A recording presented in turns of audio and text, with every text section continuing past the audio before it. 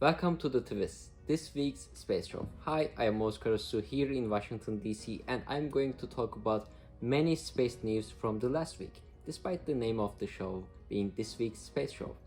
I am planning to catch up with the latest news of the space industry and in a new and updated format. Oh, I forgot something. I have heard that without this microphone, it is not a proper show. So first of all, let me tell you this new format will be experimental for a while, but here is the outlook of the show. I will begin by talking about the latest launches, commercial space sector, the latest agency news, governmental stories, entertainment with the social media content, the latest books and other publications, and last, the financial news of the space world. Let's begin. Launches. Let's start with the failures. ABL Space, a rocket company, announced that their first mission with RS-1 rocket had suffered an issue and failed just after their liftoff.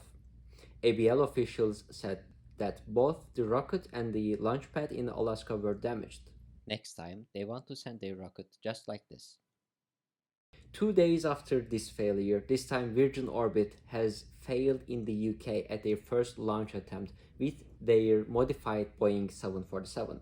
This attempt was very important not just for the company but also for the UK Space Agency, as they had some of their satellites alongside the US and other governments. The launch should have happened in an ideal world like this, but hopefully they will succeed next time. At the beginning of 2023, SpaceX continued their successful missions, first with their Falcon 9 rocket, a mission called Transporter 6, and launched 114 satellites to orbit. Space BD ISI launch SpaceX's most powerful rocket, Falcon Heavy, took off just a few days after Falcon 9 on Saturday, and it was carrying US Space Force satellites. The company was successful again to recover 2 of its rockets.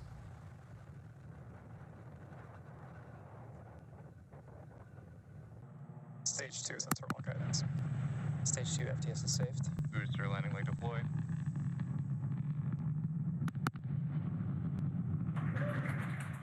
on landing zone 1 and landing zone 2.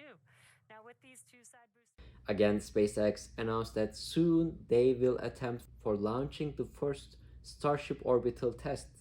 Exciting times are waiting for all of us. Now let's go to China for the last launch story. China just launched a rocket with classified remote sensing and tech test satellites.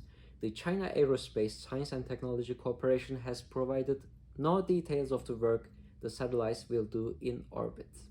Now, commercial space sector. According to Euroconsult, the size of this space economy is 464 billion US dollars. Their space economy report highlights the more positive financial implications arising from certain market trends throughout the space value chain.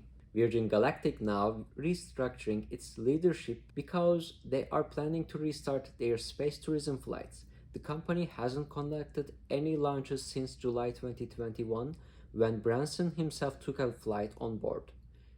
Next story, space cybersecurity firm SpiderOak has raised $16.4 million in Series C funding round led by Imperium Technology Solutions.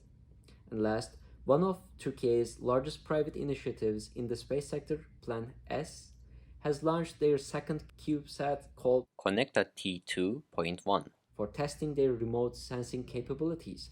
The company produced its first satellite in 9 months last year. New habitable planet has been found. NASA has discovered an Earth-sized planet orbiting in the habitable zone of its star. Scientists have discovered a world that is likely rocky and 95% of the size of Earth. The planet, called TOI-700e, is orbiting around a star and could have liquid water on it, according to NASA.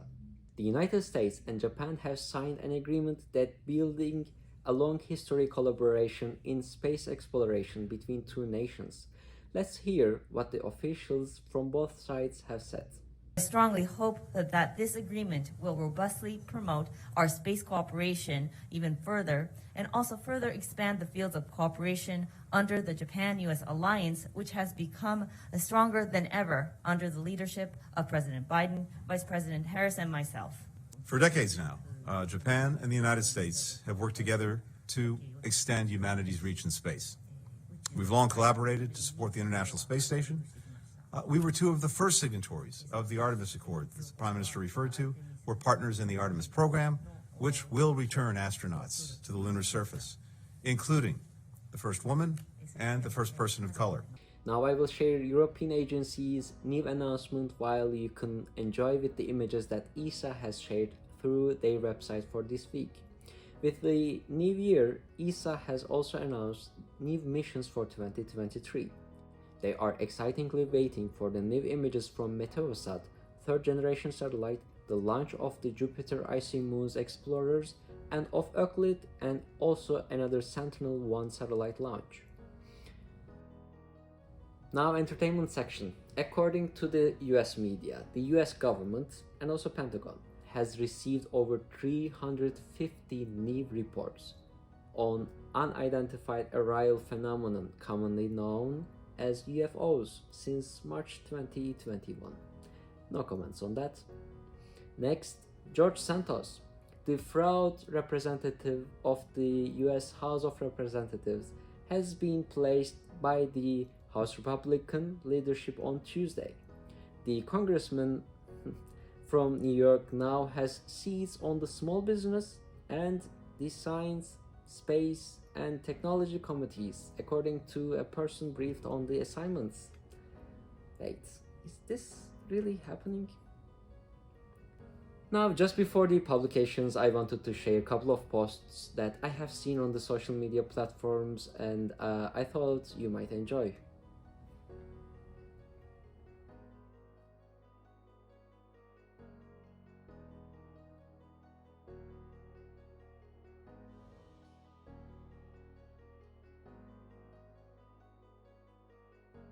Just before I finish the show with the finance news, let me mention two publications. First, a paper was recently released 5 days ago through Applied Mathematics and Computation with a title, The Global Cooperation in Asteroid Mining Based on AHB, Entropy and TWeSS. Check that out. And the other publication is a book. MIT Press has announced that on March 7, Erika Nesvold's book will be released. Its title is Off Earth: Ethical Questions and Quandaries for Living in Outer Space. Sounds interesting. And finally, finance news of the space economy. These are the space-related companies in the US stock markets. But let me mention what happened this week in the Wall Street. Wall Street has the biggest pullback of the year, mostly led by the tech industry on Wednesday. Technology stocks led the way lower, including almost a 2% drop in, especially after Microsoft announced almost 10,000 layoffs. Now let's check out the space-related companies in the US stock market and how they are doing so far since the beginning of 2023. Aerojet Rocket Company, the price is almost stable since the beginning of the year and it's around like $56. When we look at the Maxar Technologies, after it got sold especially, the price has doubled and it's around $51 nowadays.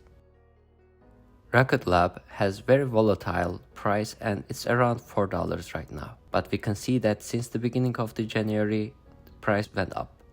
Virgin Galactic is almost doing the same patterns and the price is around $5.20. Planet has also very volatile stock and the price is around $5 nowadays, but it's obviously better than beginning of the 2023. EchoStar's price is almost $19 and it's better than the beginning of the year as well. When we look at the Virgin Orbit, the price is almost between $1 and $2 since the beginning of the year. Most probably the latest incident might affect the price as well.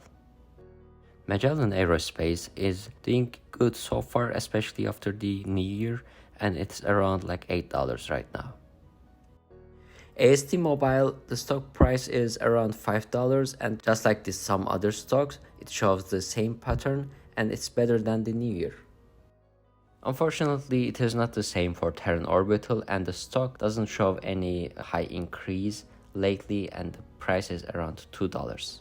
Spire Global is almost doing the same thing, and since the beginning of the year the price is going up, but unfortunately the price is around $1. Redwire shows the same patterns just like some others, and it is around the 350, and since the beginning of the year it's almost better than the last year actually. The stock price of Cooler Technology has also high volatility, and the price is around $1.30 right now. After a couple of failures last year, Astra unfortunately became a penny stock, and the price is around 60 cents right now.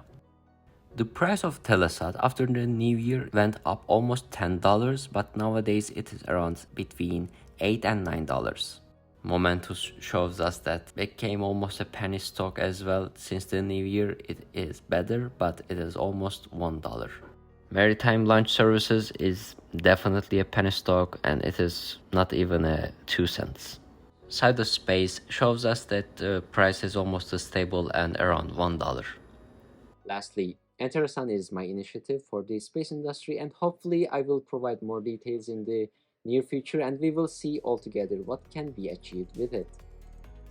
Those are all from this week. Oguz Karasu from here, Planet Earth.